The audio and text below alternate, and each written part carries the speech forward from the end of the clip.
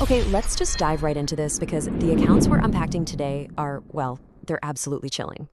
Welcome to this explainer. Today, we're cracking open source material that documents a terrifying, almost unthinkable reality: the complete and utter loss of bodily autonomy to unseen forces. And look, we aren't just talking about getting a spooky feeling in a dark hallway. No, we're dissecting detailed reports of violent, physical takeovers where the victims literally become trapped inside their own skin. I mean, imagine waking up one day and you are no longer the one driving. You're just a helpless passenger in your own flesh. Our source material today drops this exact haunting quote on us: "This body is too small." It just plunges us straight into the visceral nightmare of what it physically feels like when something massive, something ancient, tries to wedge itself into a human vessel that simply cannot contain it. Part 1. The ultimate loss of control. To really wrap our heads around this phenomenon, we're going to analyze two terrifying cases from Florida and Ohio, focusing entirely on the raw, physical terror of these takeovers. Part 2, the Florida intruder. So our first case takes us down to Miami. Picture a young newlywed couple, Mike and Emily, living peacefully in a rooftop apartment, right up until Emily's physical terror abruptly began. The escalation here is incredibly rapid and honestly, super violent.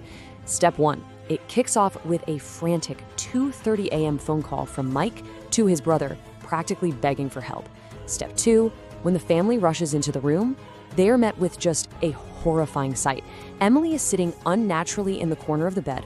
Her hair is a total mess, and her eyes are completely bulging out of her skull.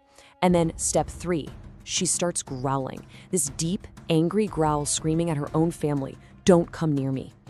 But the sheer terror of that night actually started moments before that phone call even happened. According to the source, Mike had woken up in bed feeling this immense, suffocating pressure. He opens his eyes and finds Emily sitting right on his chest, pinning his arms and legs down with her body weight. Her hands are wrapped tightly around his neck, squeezing.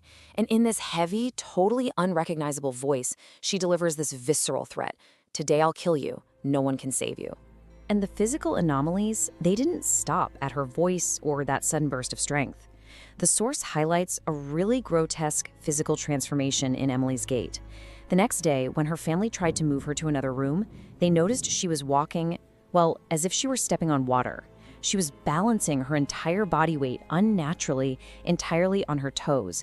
It's just a deeply unsettling, inhuman way to move that clearly signaled she was absolutely no longer in control of her own motor functions. Terrifyingly, the unseen entity actually claimed ownership and even gave an identity. When they confronted her later that day, the voice speaking through Emily calmly stated, "My name is Stephen Miller." The entity explained it was on its way to a cremation ground, saw Emily on the road, and simply entered her body. And why? Because, as the source chillingly notes, it saw her and liked her. Just a complete hijacking based on nothing but passing interest. Unbelievable. Part 3, a relentless struggle. So after a ritual was performed, a year or two passed quietly. It seemed over. But that illusion of peace was brutally shattered when the horrifying symptoms, the unnatural movements and violent aversions, suddenly returned to claim Emily all over again. This timeline brilliantly illustrates that relentless back and forth battle for bodily control. We go from the initial violent attack in the middle of the night to the horrific physical changes the next morning, and then this 2-year gap of total silence before an agonizing return. It really emphasizes a recurring motif of hopeless dread in these accounts. I mean, the terrifying idea that these entities can just lay dormant inside you, waiting for years. When the entity returned, it brought severe physical violence with it, inflicting horrible damage upon Emily's vessel. The source describes her violently banging her own head against the wall. It got so bad that it required multiple grown men to physically restrain her. The sheer toll this took on her body culminated in a deeply tragic doctor's visit the very next day. The doctor revealed that Emily, who had been 4 months pregnant, had actually lost her unborn child. The physical trauma of the possession had claimed a devastating collateral cost. Part 4, the Ohio child. We're shifting our focus now to Bogra District, Ohio. And this case introduces an even more disturbing victim, a quiet, gentle, 8-year-old girl named Arobi. We see this horrifying duality in the possession. You have Arobi's true nature, a calm little girl who's just learning to pray, and it's entirely corrupted by the entity's manifestation. A heavy, ancient voice, literally tearing through a child's tiny vocal cords. It is a total, absolute corruption of innocence. The text walks us through the creeping escalation of Arobi's body being hijacked.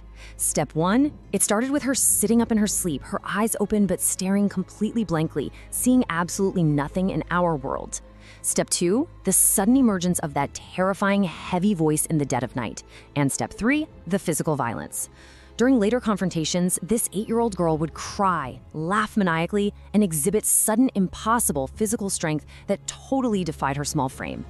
Part 5, a body too small. During one of these nocturnal manifestations, the entity uttered those terrifying words from the beginning. It's the absolute horror of an unseen presence expressing literal physical discomfort because it is trying to cram its vast, unnatural energy inside a child's tiny biological vessel. When Arabi was finally taken for help, the entity demonstrated that it was fully, consciously in control of her movements. The source notes that as soon as the helper began his process, Arabi slowly lifted her head. Her eyes, actually, scratch that, they were no longer hers. And before he even asked a single question, she said with this terrifyingly calm posture, "You didn't call me." It was an unprompted response, proving the entity was acutely aware of its surroundings. It was using her eyes to see and her mouth to speak. The struggle to remove this presence was intensely physical. The source focuses on Arobi screaming as if her throat was literally being torn apart.